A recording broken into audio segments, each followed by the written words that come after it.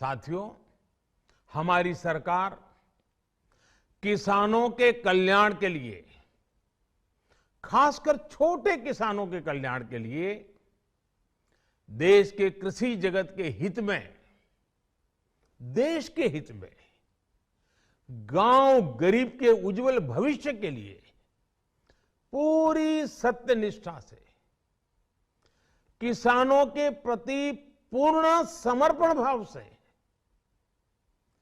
नेक नियत से ये कानून लेकर आई थी।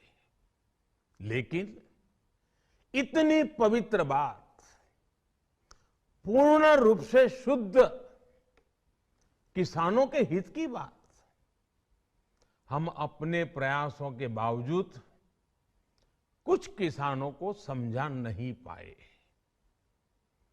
भले ही किसानों का एक वर्ग ही विरोध कर रहा था, लेकिन फिर भी ये हमारे लिए महत्वपूर्ण था।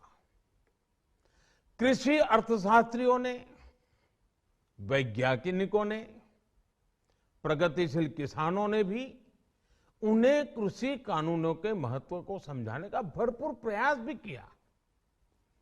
हम पूरी विनम्रता से, खुले मन से उन्हें समझाते रहे। अनेक माध्यमों से व्यक्तिगत और सामूहिक बातचीत भी लगातार होती रही। हमने किसानों की बातों को, उनके तर्क को समझने में भी कोई कोर कसर बाकी नहीं छोड़ी। कानून के जिन प्रावधानों पर उन्हें ऐतराज था, सरकार उन्हें बदलने के लिए भी तैयार हो गई। 2 साल तक हमने इन कानूनों को सस्पेंड करने का भी प्रस्ताव दिया। इसी दौरान ये विषय माननीय सर्वोच्च न्यायालय के पास भी चला गया। ये सारी बातें देश के सामने है, इसलिए मैं इनके अधिक विस्तार में नहीं जाऊंगा। साथियों, मैं आज देशवासियों से क्षमा मांगते हुए सच्चे मन से और पवित्र हृदय से कहना चाहता हूं कि शायद हमारी तपस्या में ही कोई कमी रही होगी, जिसके कारण दिए के प्रकाश जैसा सत्य कुछ किसान भाइयों को हम समझा नहीं पाए। आज गुरु नानक देव जी का पवित्र प्रकाश पर्व है। ये समय किसी को भी दोष देने का नहीं है।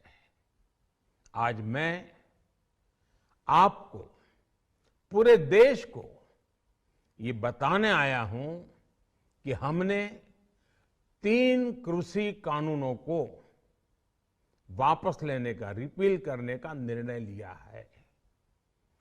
इस महीने के अंत में शुरू होने जा रहे संसद सत्र में, इसी महीने में, हम 3 कृषि कानूनों को रिपील करने की संवैधानिक प्रक्रिया को पूरा कर देंगे। साथियों, मैं आज अपने सभी आंदोलनरत किसान साथियों से आग्रह कर रहा हूं, आज गुरु पर्व का पवित्र दिन है। अब आप अपने अपने घर लौटे, अपने खेत में लौटे, अपने परिवार के बीच लौटे। आइए एक नई शुरुआत करते हैं, नए सिरे से आगे बढ़ते हैं।